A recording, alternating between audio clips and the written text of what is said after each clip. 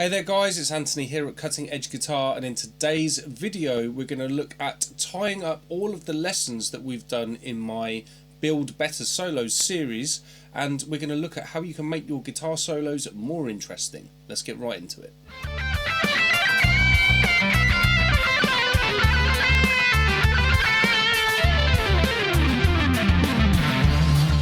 Okay guys, so what I've been doing in the last series of videos here for you on YouTube is looking at how I can help you make your guitar solos better. What we've done is we've worked through a series of lessons based around a methodology that I use that I refer to as the scale pyramid. The scale pyramid is when you basically will look at a chord or a backing that you're playing over. You'll figure out what scale it is that you're supposed to use over that backing, and then you can extract from that 7-note scale 6-note, 5-note, 4-note, 3-note and 2-note soloing options, so that you've got lots of different tools in your lick bag, so to speak, that you can use to create music.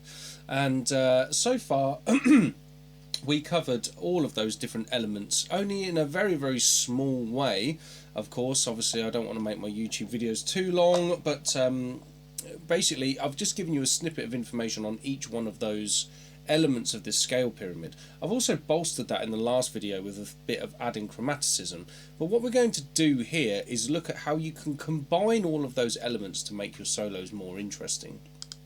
So one thing that's for sure with all of this, guys, is that I've talked about relatively harmonic devices. So let's say if we're playing over an A minor 11 chord, the scale of choice that I would look at for playing on that would be the A Dorian mode. Now, if you're already watching this thinking, well, how do you know that? You need to be checking out the tutorials at Cutting Edge Guitar. There's loads of links in the description below.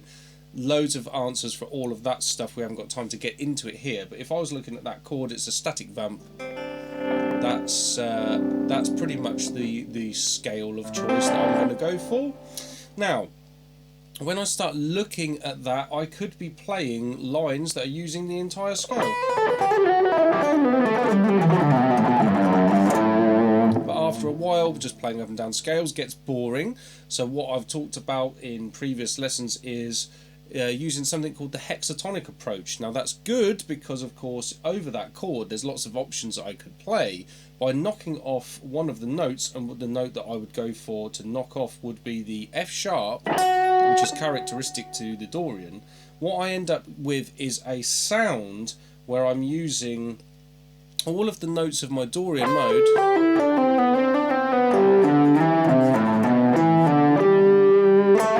but I'm not using that sixth interval that will make it sound specifically Dorian, or if I was using a flat sixth that would make it sound specifically Aeolian or whatever. So with that hexatonic approach, you've got a way of blurring the line between the two scales there. Now, I would probably then also look at using a range of pentatonic scales. The standard ones that I could use would be A minor pentatonic, B minor pentatonic, and E minor pentatonic. So you can use those three pentatonic scales all over that A minor 11, and they will all work from the Dorian perspective. Again, if you don't understand why, make sure you check out the links in the description, but they can all be used over that chord. So then you've got loads and loads of different arpeggio options available to you. One of my favourites over that chord would perhaps be something like a C major 7. I might even extend that up to a C major 9. And that can be played over that A minor 11 chord. We could use loads of different triads as well. I might even use a C major triad.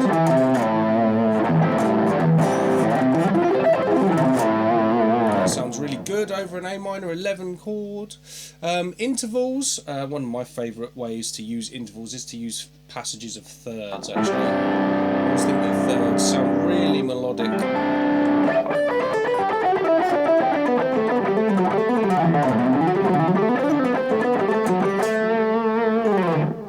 And of course in that last video I talked about adding chromaticism, so I might do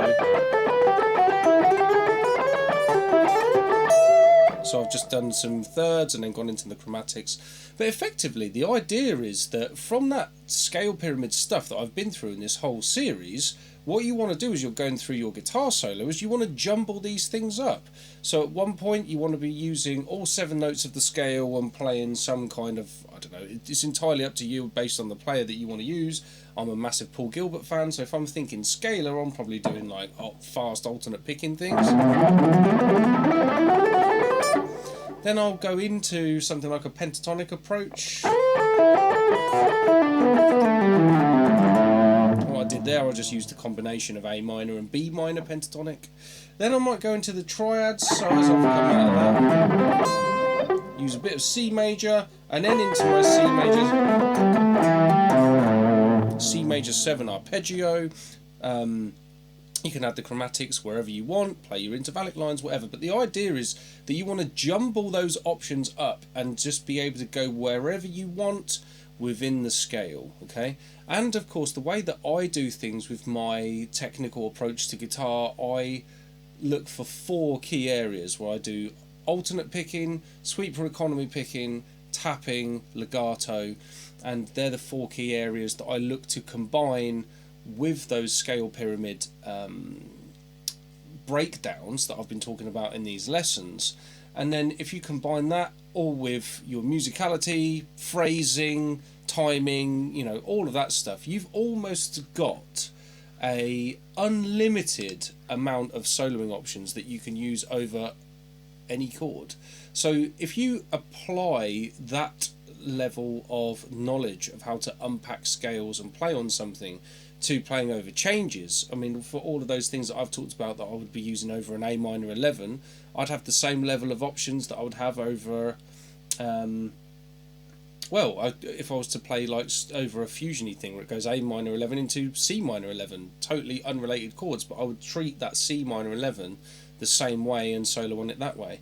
You might have major 7 chords where you can break down the options that you'd play over major 7 chords the same way, dominant 7th chords the same way.